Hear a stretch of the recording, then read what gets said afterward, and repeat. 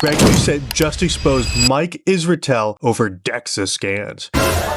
Now, Coach Greg dropped a video basically saying DEXA is a scam, and he's pointing straight at Dr. Mike, and by extension, people like Jeff Nyepan, who have used DEXA in science-based content in the past. Here's where the drama actually starts. For years, DEXA was pushed as basically the gold standard outside of super expensive hospital testing. If you want to know your body fat percentage, this was supposed to be the best thing available. Then suddenly, Dr. Mike gets results that say he has way higher body fat than expected, and now the conversation shifts to maybe these machines can be off by a lot. And Greg is basically sitting there like, see, I told you so.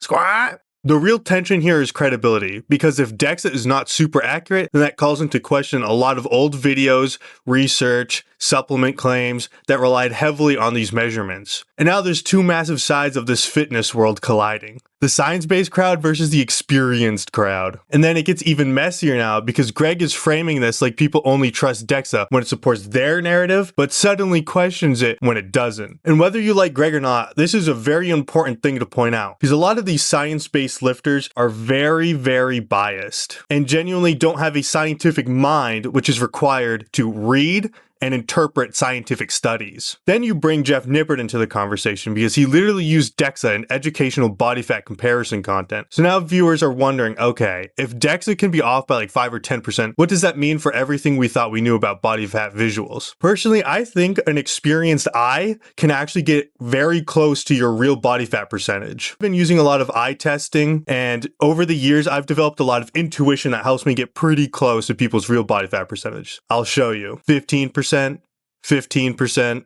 3%, -%, 15%. Anyways, good job.